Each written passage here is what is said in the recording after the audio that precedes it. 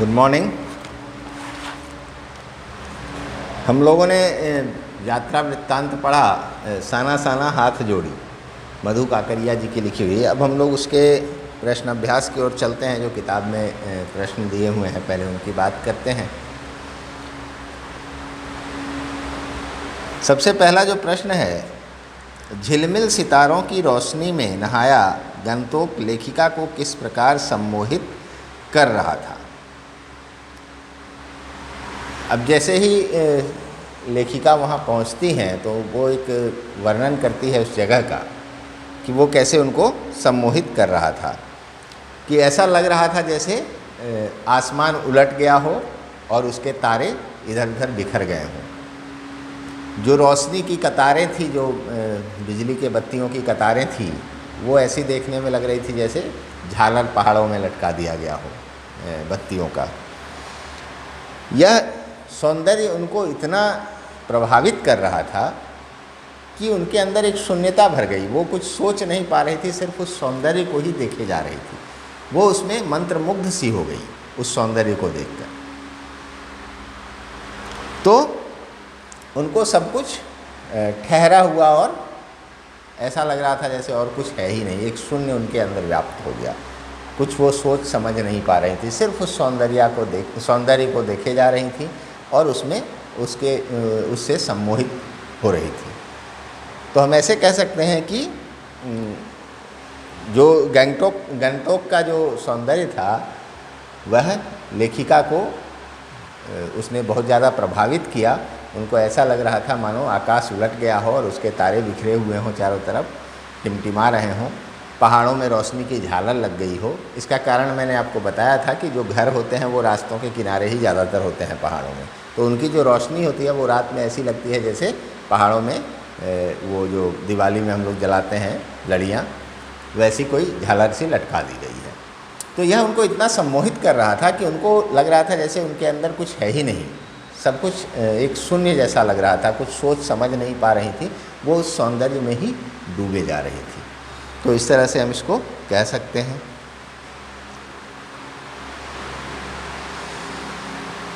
गंतोक को मेहनतकश बादशाहों का शहर क्यों कहा गया।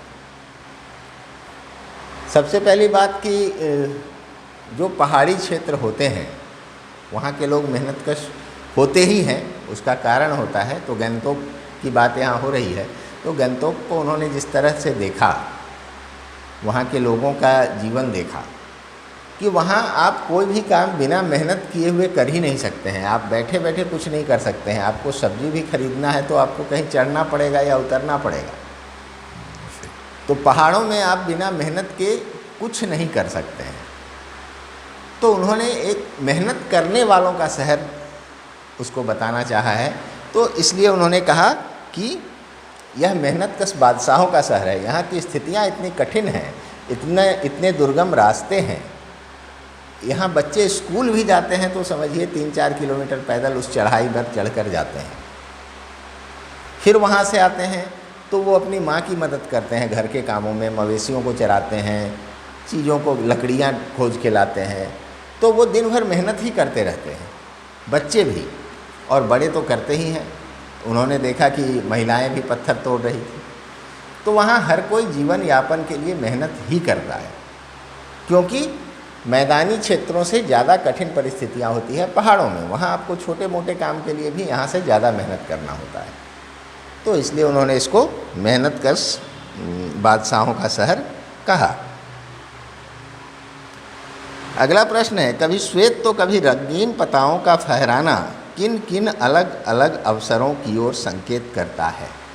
रास्ते में उनको बहुत सारी सफ़ेद पताकाएँ दिखी जो कि शांति और अहिंसा का प्रतीक है।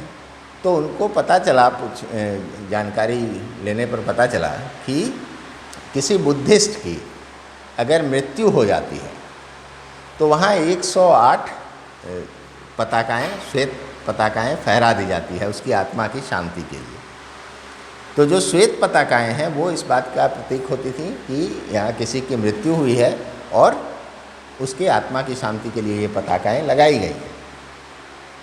और अगर कोई उत्सव होता कोई समारोह होता, कोई उत्सव होता, कोई अच्छा काम शुरू हो रहा होता, तो वैसे अवसरों पर रंगीन पताकाएं लगाई जाती थी। तो सफ़ेद जो पताकाएं थी, श्वेत पताकाएं जो थी, वो शोक का प्रतीक थी, शांति का प्रतीक के रूप में लगाई जाती थी, और जो रंगीन पताकाएं थी वो उत्सव समारोहों में लगाई जाती थी, वो खुशियों का प्रतीक होती है। तो ये दो अलग अलग अवसरों की ओर संकेत करता है, एक किसी बुद्धिस्ट की मृत्यु होने पर और दूसरा किसी उत्सव होने का। श्वेत पताकाएं मृत्यु का, और जो रंगीन पताकाएं हैं वो किसी उत्सव की ओर संकेत करती हैं।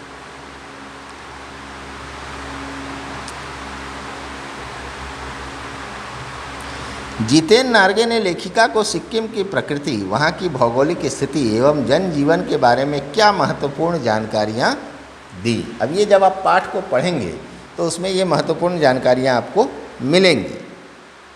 जो जितेन था वो वहाँ का ही निवासी था, तो उसको पूरे क्षेत्र के बारे में जानकारी थी, अच्छी जानकारी थी, तो वो बीच बीच में लेखिका को और उनके साथियों को बताता जा रहा था, जिसमें उसने कई चीज़ों को बताया कि कहीं उसने बताया कि यहाँ अभी कुछ दिनों में फूलों से भर जाएगी ये घाटियाँ, या फिर कहाँ पर बर्फ़ मिलना है, कहाँ बर्फ़ दिखाई देगी, ये झरना कौन सा है, इस जगह देवी देवताओं का निवास है। इसको मैं आपको पूरा नहीं बता रहा हूँ, क्योंकि आप पाठ को पढ़ेंगे तो आपको ये मिलेगा, और वो आपके लिए ज़्यादा बेहतर होगा कि आप उसको खुद से उसमें ढूंढिए कि क्या क्या बातें उसने बताई, वो तो आपको मिल जाएगा, और उस हिसाब से आप इसको लिखिए कि वहाँ कैसे किस धर्म को लोग मानते हैं, किस अवसर पर पताकाएँ फहराई जाती है। ये सब जितेन ने ही उनको बताया है, वो गाइड के रूप में भी उनके साथ चल रहा था। तो ज़्यादातर जो जानकारियाँ हैं वो उसी ने बताई कि जो चाय पत्ती तोड़ते हुए जो महिलाएं उसको क्या कहते हैं, उसके कपड़े को क्या कहते हैं, बच्चे को पीछे रखे हुए काम कर रही है उसको क्या कहते हैं। ये सारी जानकारियाँ जितेन से ही उनको मिल रही थी ज़्यादातर। तो आप ये जब पढ़ेंगे उसको पाठ को फिर से, तो आपको बहुत सारी बातें उसमें मिल जाएंगी जो जितेन ने उनको बताया सिक्किम के बारे में। अगले प्रश्न की ओर चलते हैं। लॉन्ग स्टॉक्स में घूमते हुए चक्र को देखकर लेखिका को पूरे भारत की आत्मा एक सी क्यों दिखाई दी। इस पर हमने बात किया था अलग से भी कि ऐसा माना जाता है कि ये जो चक्र थे, लॉन्ग स्टॉक में जो चक्र लगे हुए थे, वो बौद्ध विहारों में वहाँ अक्सर या कहीं भी आपको लकड़ियों के चक्र और अलग अलग तरह से घुमाने वाली चीज़ें लगी होती है। तो लोग राह चलते भी उसमें हाथ ऐसे लगा के उसको घुमाते चले जाते हैं। तो लेखिका ने वहाँ पर ये बात कही कि आस्था, विश्वास, अंधविश्वास, इन सब चीज़ों में भारत पूरा एक ही जैसा है। हर जगह की अपनी अपनी मान्यताएं हैं, लेकिन जड़ में वही है, किसी चीज़ पर आस्था होना, किसी चीज़ पर विश्वास होना या अंधविश्वास होना। ये पूरे भारत में किसी न किसी रूप में उपस्थित है। ये भावना इस तरह से ये मतलब भारत देश को एक सूत्र में बांधता है, ऐसा भी कह सकते हैं। ये भावनाएं भी एक जैसी हैं पूरे देश में, तो इसको हम कह सकते हैं कि पूरे भारत की आत्मा एक सी ही है। भले उसको व्यक्त करने का रूप जो भी अलग अलग हो, कहीं पर गंगा स्नान करने से पाप धुलते हैं, कहीं पर चक्र घुमाने से पाप धुलते हैं, कहीं आग पर चलने से पाप धुलते हैं। तो अलग अलग जगह की अलग अलग मान्यताएं हैं, लेकिन उसकी आत्मा एक ही है, उसके जड़ में बात एक ही है कि पाप धुलते हैं कुछ न कुछ करने से। तो इन बातों के कारण उन्होंने कहा कि भारत की आत्मा एक सी ही है।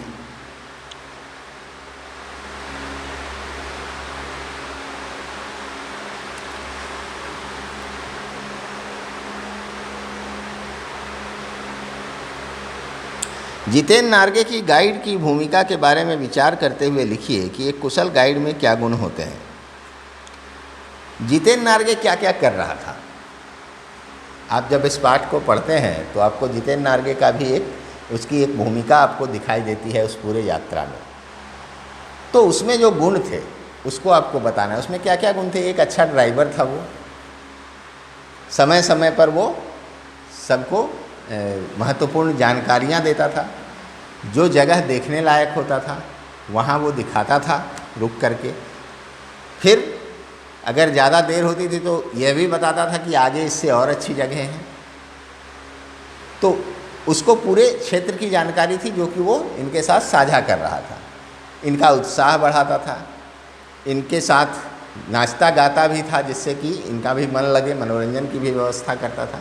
तो ये सब एक गाइड के अच्छे गाइड के गुण होते हैं कि वो आपको कहीं बोर नहीं होने देगा, कहीं पर आपको वो निराश या उदास नहीं होने देगा, आपको जानकारियाँ देगा और मनोरंजक ढंग से देगा, जिससे कि आपको आपका मन भी लगा रहे, आपको मज़ा भी आए और जानकारी भी मिल जाए हर जगह के बारे में। तो ये गुण आप इसमें से पाठ को पढ़ने पर आपको जो उसके व्यवहार के माध्यम से जो गुण दिखाई देंगे उनको आपको लिखना है अपने शब्दों में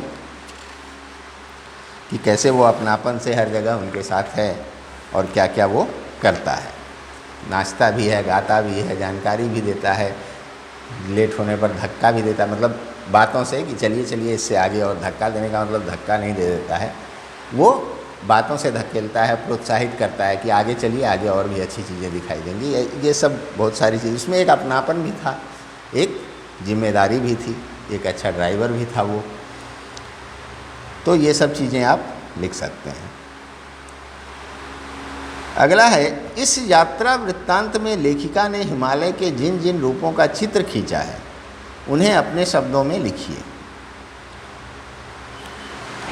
इस पूरी यात्रा में लेखिका ने शुरू से ही जो हिमालय का वर्णन किया उसमें उन्होंने एक जगह कहा कि पल पल परिवर्तित होता हिमालय, पल पल परिवर्तित होता हिमालय, मतलब हर क्षण उसका रूप कुछ बदलता जा रहा था, वो अलग तरह के संदेश दे रहा था, जीवन के नए नए रहस्यों को उद्घाटित कर रहा था या समझा रहा था। ये हिमालय का स्वरूप ऐसा था। तो इन्होंने कहा जो जो रूप, जिन जिन रूपों का चित्र खींचा है, जैसे कहीं वो छोटी पहाड़ियों से बड़े पहाड़ के रूप में बदलता गया, कहीं बर्फीली बर्फ़ से ढकी हुई चोटियाँ दिखी, कहीं नंगे पहाड़ दिखे जैसे प्लास्टर उखड़ गया हो घर का वैसे पहाड़ दिखे, कहीं हरियाली से लदी हुई वादियाँ दिखी। ये सब तो हिमालय का ही रूप था। तो इसका उन्होंने अलग अलग तरह से वर्णन किया है। कहीं बहुत सारे फूल ही खिले हुए थे, कहीं नदी बह रही है, कहीं झरना गिर रहा है, कहीं अचानक बहुत विशाल रूप में हिमालय सामने आ गया।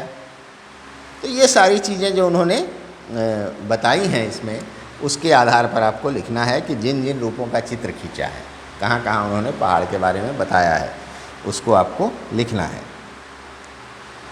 कि कैसे बीच से नदी निकल रही है, कैसे हरियाली, फूल, सब कुछ जो भी उन्होंने कहा है। मैं उसको पंक्तिबद्ध रूप से इसलिए नहीं बोलता हूँ कि आप फिर वही लिख के रुक जाएंगे, आप अपना दिमाग खर्च नहीं करेंगे, आपका जो आपके अंदर जो टैलेंट है, आपके अंदर जो उसको लिख पाने की क्षमता है, उसको आप फिर दबा लेंगे। इसलिए मैं बस आपको एक मार्गदर्शन ही दे रहा हूँ कि आपको आखिर जाना कहाँ है, उसमें लिखना क्या है। अगला प्रश्न है, प्रकृति के उस अनंत और विराट स्वरूप को देखकर लेखिका को कैसी अनुभूति होती है? प्रकृति के उस अनंत और विराट स्वरूप को, वो जो हिमालय का क्षेत्र है पूरा पहाड़ का, वहाँ का आकाश, वहाँ की धरती, वहाँ की नदियाँ, ये सब मिलकर एक विराट स्वरूप प्रस्तुत करती है प्रकृति का। एक बड़ा ही व्यापक छवि वहाँ पर उनके सामने आता है। तो इससे उन पर क्या कैसी अनुभूति होती है? तो शुरुआत से अगर चलें तो जब वो गंगटोक की सुंदरता देखती हैं तो उनमें एक शून्यता भर जाती है, लगता है कि सब कुछ अर्थहीन है, सब कुछ बेकार है, यही सत्य है, यही सुंदर है, यही संपूर्ण है, इस तरह की अनुभूति होती है। फिर जब वो आगे बढ़ती हैं तो वो बादलों के आने और जाने का खेल देखती हैं, जिसको वो माया और छाया नाम देती है, कि एक पल में उनके सामने बहुत ही सुंदर भव्य दृश्य होता है, हरियाली होती है, घाटियाँ होती है, पहाड़ होते हैं, और दूसरे ही क्षण बादल आते हैं, सबको ढक जाते हैं। तो उनको एक अनुभूति होती है जीवन के रहस्य की, कि जीवन भी तो ऐसे ही चलता है, कभी सुख, कभी दुख, कभी धूप, कभी छाँव। तो उससे उसको वो जोड़ती हैं। इसी तरह आगे चल के भी वो जीवन के दर्शन को अलग अलग रूप में देखती हैं। कि कहीं नदी की शांति, चुपचाप बहते जाना, मतलब जैसे कोई अपना काम चुपचाप करता जा रहा हो, बिना किसी स्वार्थ के, बिना किसी लालच के। इस तरह की अनेक भावनाएं उनके मन में उन दृश्यों को देखकर आ रही थी। इनकी चर्चा पाठ में बड़े ही अच्छे शब्दों में की गई है। तो आप उनको, उसके लिए आपको पाठ को बार बार पढ़ना होगा प्रश्न का उत्तर लिखने के लिए, और तब आप अपने शब्दों में लिख पाएंगे ठीक से। जब भी हम प्रकृति की बात करते हैं तो एक चीज़ तो हर जगह होता ही है कि प्रकृति में देने की क्षमता है। प्रकृति लेने के लिए कुछ नहीं करती है। कहीं से धुआं आ रहा है बहुत। तो प्रकृति में जो है वो देने की क्षमता है, और वो एक परोपकारी व्यक्ति की तरह काम करती है जो सिर्फ देना जानता है। तो ये सब बातें इस दृष्टि से आप देखिएगा उस लेखिका को जो अनुभूतियाँ हुई है उसको। अगला प्रश्न है, प्राकृतिक सौंदर्य के अलौकिक आनंद में डूबी लेखिका को कौन कौन से दृश्य झकझोर गए? कौन कौन से दृश्य उनको झकझोर गए? झकझोर का मतलब वो उस आनंद में डूबी हुई थी, तभी उनको झटका लगा, हिला गया। कौन सा ऐसा दृश्य उन्होंने देखा, कौन कौन से दृश्य देखे जो उनको उनके मन को हिला गया, उनके मन को झकझोर गया, उस आनंद से अलग सोचने के लिए उनको बाध्य कर गया? ऐसे कौन से दृश्य थे? तो पहला दृश्य तो था कि जब वो उस सुंदरता को देखते हुए चलते हुए आगे बढ़ रही थी, तभी उनकी नज़र पड़ी कुछ पहाड़ी औरतों पर जो हथौड़े से पत्थर को तोड़ रही थी। तो ये दृश्य उनको झकझोर गया कि इस सुंदरता में, इस स्वर्ग जैसे सुंदर जगह में भी जीवन का वही संघर्ष है जो अन्य जगहों पर होता है, बल्कि उससे ज़्यादा है। यहाँ इस कोमल हाथों इन कोमल हाथों से महिलाएं पत्थर तोड़ने जैसा कठोर काम कर रही थी। और इतना ही नहीं, उसमें से कई महिलाओं ने अपने बच्चों को पीठ पर एक बड़े से टोकरे में रखा हुआ था। यानी वो मातृत्व का भी धर्म निभा रही थी और श्रम का भी धर्म निभा रही थी, श्रम साधना भी कर रही थी। इस शब्द का वहाँ प्रयोग किया गया है कि मातृत्व का धर्म भी निभा रही थी और श्रम साधना भी कर रही थी। कहने का अर्थ कि जीवन यापन के लिए जिस श्रम की ज़रूरत है उसको तो वो कर ही रही थी, साथ ही अपने मातृत्व से भी पीछे नहीं हट रही थी कि मुझे काम करना है, मैं बच्चे को कैसे संभालूंगी। ऐसी कोई भावना उसमें नहीं थी। वो अपने बच्चे को साथ लेकर काम कर रही थी। बच्चे को भी आदत हो गई होगी कि ठक ठक चल रहा है, उखाड़ पछाड़ हो रहा है, उसी में वो सो लेता है। तो संघर्ष तो वहीं से शुरू है, उस छोटे अबोध बालक से ही शुरू है जो जन्म लेते ही इस संघर्ष को देख रहा है। तो एक तो इस दृश्य ने उनको झकझोरा। दूसरा, जब वो फौजी छावनियों को देखती है तो उनसे जब फिर रोड बना, वही जब पहाड़ ने पत्थर तोड़ रही है तो फिर वो उसके आगे पता करती हैं कि ये कर क्या रही हैं। तो वो रोड बनाने के लिए पत्थर तोड़ रही हैं। तो वहाँ जो बीआरओ के अधिकारी रहते हैं, बॉर्डर रोड ऑर्गेनाइजेशन, जो कि सीमावर्ती सड़क बनाने का जिम्मा जिनके हवाले होता है, ये जिम्मा जिन्हें होता है, तो उनसे जब बात करती है तो पता चलता है कि यहाँ पत्थर को पहले डायनामाइट से उड़ाया जाता है, फिर उसको एक आकार में तोड़ा जाता है, फिर उससे सड़क बनाई जाती है। इस बीच में कई तरह के खतरे होते हैं, कई लोगों की जान चली जाती है। तो ये सब सुनकर उनका मन हिल उठा, उनके मन को ये सब बातें झकझोर गई। तो एक ये दृश्य हो गया पहाड़ों के पत्थर तोड़ने का। उनको गुमला भी याद आ गया, पलामू और गुमला, कि वहाँ भी महिलाएं पत्ता तोड़ने के लिए बच्चों को लेकर घूमती थी, लकड़ी जमा करने के लिए घूमती थी। उसके बाद जब वो फौजी छावनियों को देखती हैं तो सोचने लगती हैं कि इस बैसाख के महीने में जहाँ 5 मिनट में उनकी हालत ख़राब हो गई ठंड से, वहाँ ये सालों भर रहते हैं, माघ पूस में भी रहते हैं। उस समय -15 डिग्री टेम्परेचर था, माघ पूस में तो और ज़्यादा नीचे चला जाता होगा, जबकि पेट्रोल के अलावा सब कुछ जम जाता है वहाँ। उस समय भी वो पहरा देते हैं। वो सैनिक भारत के सीमाओं की रक्षा करते हैं जब बाकी लोग महानगरों में बैठकर अपना काम कर रहे होते हैं, अनेक तरह के ऐशो आराम के बीच रहते हैं। उस समय भी वो फौजी देश की रक्षा के लिए वहाँ लगे रहते हैं। तो इस दृश्य ने भी उनको झकझोरा कि इतनी ठंड में ये लोग इसलिए काम कर रहे हैं, ये अपनी ड्यूटी कर रहे हैं ताकि हम चैन से रह सकें। वहाँ उन्होंने एक स्लोगन भी देखा कि we give our today for your tomorrow, मतलब मैं आपके अपना आज हम अपना आज आपके कल के लिए दे रहे हैं। तो इसने भी उनको झकझोरा, वो जो होर्डिंग लगा हुआ था, वो जो स्लोगन लगा हुआ था, तो इन दृश्यों ने उनको झकझोरा। इसको आप पाठ को पढ़ेंगे तो आपको और भी हो सकता है मिल जाए एक आध, पढ़िएगा ज़रूर, तभी लिखिएगा। अगला प्रश्न है, सैलानियों को प्रकृति की अलौकिक छटा का अनुभव करवाने में किन किन लोगों का योगदान होता है, उल्लेख करें। जो घूमने वाले लोग होते हैं, सैलानी उन्हीं को बोलते हैं, जो टूरिस्ट जिसको बोला जाता है, तो ये लोग उन दृश्यों को देख सकें, इसमें किनका किनका योगदान होता है, आपको ये सोचना है इस पर और फिर लिखना है। तो जैसे कहीं भी आप जाते हैं घूमने, तो सबसे पहले तो आप यातायात व्यवस्था का योगदान होगा कि आप वहाँ तक पहुँच पाएँ। वहाँ के जो सड़क बनाते हैं, गाड़ियाँ कब चलेंगी, उस उतने दुरूह जगह पर, उतने दुर्गम जगह पर, पहाड़ों के बीच में गाड़ियाँ कैसे चलेंगी।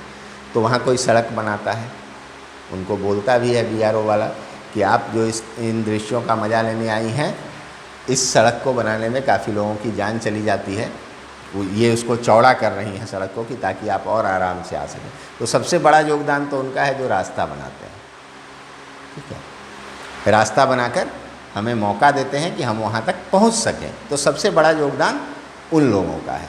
इसके बाद जो गाइड होता है, जो गाड़ी वाले होते हैं, जो वहाँ रहने की व्यवस्था करते हैं, इन सब का भी योगदान है। लेकिन सबसे बड़ा योगदान उस रास्ता बनाने वाले, उस रास्ते को बनाने वाले लोगों का है। रास्ता नहीं होगा तो हम पहुँच ही नहीं पाएंगे। हम फिर यहाँ से पैदल चल के, जो जहाँ से शुरू होता हो वो पहाड़, वहाँ से पैदल चल के उतनी दूर नहीं जा सकते हैं, तभी आसानी से पहुँच पाते हैं और उन सुंदर दृश्यों को देख पाते हैं जब वहाँ तक जाने के लिए रास्ता होता है। तो उसमें उन पहाड़ियों का योगदान, BRO का योगदान, जो मजदूर उसमें काम करते हैं, जो इंजीनियर्स काम करते हैं, उन सब का योगदान उस रास्ते को बनाने में है। तो इसमें मुख्य बात यही है। फिर जो किराए पर सामान वामान वहाँ देते हैं वो सब तो हैं ही, तो उनका तो खैर उनकी रोजी रोटी भी वही है, लेकिन सबसे मुख्य योगदान रास्ता बनाने वाले का है। कितना कम लेकर ये समाज को कितना अधिक वापस लौटा देती है, इस कथन के आधार पर स्पष्ट करें कि आम जनता की देश की आर्थिक प्रगति में क्या भूमिका है।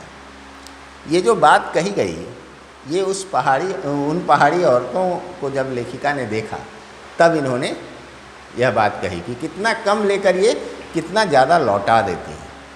मैंने इस पर चर्चा भी की थी कि जो सबसे नीचे तबके के लोग होते हैं काम करने वाले, सबसे नीचे तबके का मतलब है कि जो सबसे कम वेतन पाते हैं उस काम को करने में, और जो सबसे बेसिक काम करते हैं, जो बुनियाद खोदते हैं, जो दीवारें जोड़ते हैं, जो पत्थर बिछाते हैं, कहने का अर्थ जो मजदूर, सबसे नीचे तो मजदूर ही होते हैं जो उस काम को कर रहे होते हैं। तो उनको उसके बदले में क्या मिलता है, मजदूरी मिलती है, लेकिन काम वो कितना बड़ा करते हैं। सड़क बना दिया पहाड़ में, बिना मजदूरों के नहीं बन सकता है। मिला उनको क्या, उनको दिन के हिसाब से मजदूरी मिली। काम उन्होंने कितना बड़ा किया, तो उन्होंने लिया कितना कम और दिया कितना ज़्यादा। उस सड़क से होकर लाखों करोड़ों लोग हर साल घूमने जाते हैं, उस दुरूह जगह पर पहुंच पाते हैं जहां बिना सड़क के पहुंचना मुश्किल था।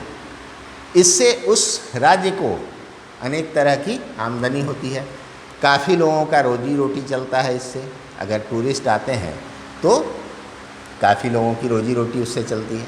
तो खैर ये तो एक दृष्टिकोण हो गया। यहाँ पूछा जा रहा है कि जनता, आम जनता की देश की आर्थिक प्रगति में क्या भूमिका है। तो आम जनता की भूमिका बेहद महत्वपूर्ण है। हर कोई अपने जगह कुछ न कुछ योगदान कर ही रहा है।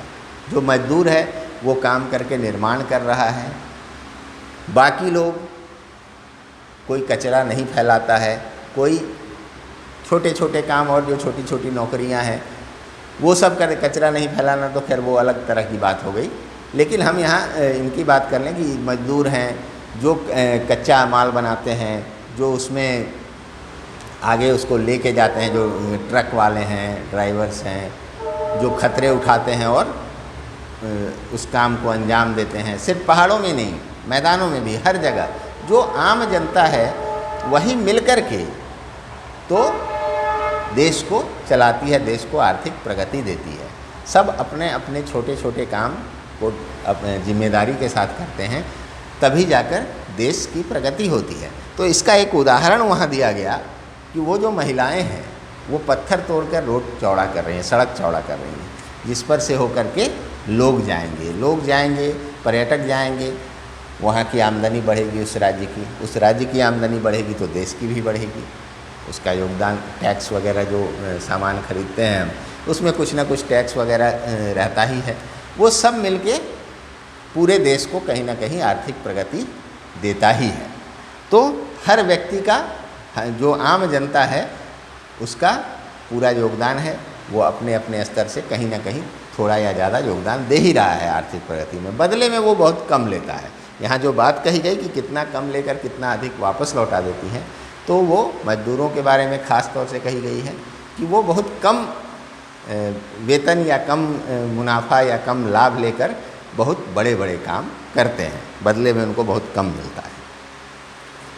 अगला प्रश्न है, आज की पीढ़ी द्वारा प्रकृति के साथ किस तरह का खिलवाड़ किया जा रहा है? इसको रोकने में आपकी क्या भूमिका होनी चाहिए, अथवा प्रकृति के साथ हो रहे खिलवाड़ को कैसे रोका जा सकता है? इसको आप अपने मन से लिखिएगा, ये आपके लिखने लायक है। प्रकृति के साथ क्या छेड़छाड़ की जा रही है, कैसे कचरा फैलाया जा रहा है, कैसे पेड़ काटे जा रहे हैं, कैसे वनों को काटकर घर बनाया जा रहा है या खेत बना दिया जा रहा है, औद्योगिक जो कल कारखाने होते हैं वो लगा दिए जाते हैं, कैसे नदियों के पास या पहाड़ जंगलों के बीच में वो प्रदूषण फैलाते हैं। ये सब चीज़ प्रकृति से छेड़छाड़ ही है। कैसे हम बड़े बड़े लाउड स्पीकर बजाने लगते हैं पहाड़ों में ले जा कर के। जब केदारनाथ की दुर्घटना हुई थी तब कुछ बातें हुई थी कि इन पर रोक लगेगा, बहुत बड़े बड़े स्पीकर वगैरह बजाने पर पहाड़ों, उससे भी हो सकता है ग्लेशियर फट जाए ध्वनि प्रदूषण से। तो ये बातें हुई थी, लेकिन पता नहीं क्या हो पाया उसमें। तो इस पर आप अपने मन से लिख सकते हैं। प्रदूषण के कारण स्नोफॉल में कमी का जिक्र किया गया है। प्रदूषण के और कौन कौन से दुष्परिणाम सामने आए हैं, ये भी आप अपने मन से लिखिए। ये आपको लिखना चाहिए अपने मन से। इसके लिए आपके पास काफ़ी मात्रा में मटेरियल है कि प्रदूषण के और कौन कौन से दुष्परिणाम। वर्षा में जो अनियमितता है, मौसम की जो अनियमितता है, वो प्रदूषण के कारण होता है। जो सांस लेने में लोगों को दिक्कत होती है, वायु प्रदूषण, जल प्रदूषण, सब आपको पता है, उसको आप इसमें शामिल कीजिए। कटाव पर किसी भी दुकान का न होना उसके लिए वरदान है, इस कथन के पक्ष में अपनी राय व्यक्त कीजिए। या कटाव पर किसी दुकान का न होना इस पर्यटन स्थल के लिए वरदान क्यों है, पाठ के आधार पर लिखिए। वहाँ पर बात होती है कि कटाव टूरिस्ट प्लेस के रूप में ख्याति प्राप्त नहीं था।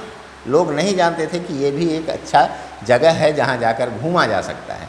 वो अभी विकसित नहीं हुआ था एक टूरिस्ट प्लेस के रूप में, एक दर्शनीय स्थल के रूप में। तो यह उसके लिए वरदान कैसे था? वरदान ऐसे था कि जब लोग वहाँ पहुँचने लगेंगे भारी मात्रा में, तो गाड़ियाँ पहुँचेंगी, उनसे प्रदूषण होगा एक। दूसरा, जो लोग वहाँ जाएंगे उनकी जो हरकतें होंगी, उनके जो काम होंगे, कुछ ना कुछ एक्टिविटी वो करेंगे, उससे कुछ ना कुछ कचरे फैलाएंगे वो। तो ये सब चीज़ें उस जगह के सुंदरता को ख़राब करेंगी, वहाँ की गर्मी को बढ़ाएगी, वहाँ प्रदूषण फैलाएगी, वहाँ कचरा फैलाएंगे लोग। तो इन सब से उसको नुकसान पहुँचेगा। उसका जो एकदम नैसर्गिक सौंदर्य जो अभी तक बचा हुआ था, अनछुआ सौंदर्य जिसको आप कह सकते हैं, उसमें फिर छूत लग जाएगी। लोग जाएंगे वहाँ, कुछ ना कुछ उलट पलट शुरू कर देंगे। फिर रास्तों पर ध्यान दिया जाएगा कि इसको और चौड़ा बना दिया जाए, तो उसके लिए किसी पहाड़ को थोड़ा काट दिया जाएगा, कुछ जंगल काट दिए जाएंगे, कुछ सुख सुविधाएं चाहिए वहाँ, तो वहाँ होटल बन जाएगा, वहाँ दुकानें बन जाएंगी। तो ये सब जगहों को घेरेंगे और इनसे कुछ ना कुछ प्रदूषण होगा ही, कुछ ना कुछ कचरा निकलेगा ही। तो ये सब उस जगह को नुकसान पहुँचाएंगे। इसीलिए कहा गया कि ना होना, इसका पर्यटन स्थल ना होना इसके लिए वरदान है, या यहाँ दुकानों का ना होना इसके लिए वरदान है कि इन सब चीज़ों से अभी तक ये जगह बचा हुआ है।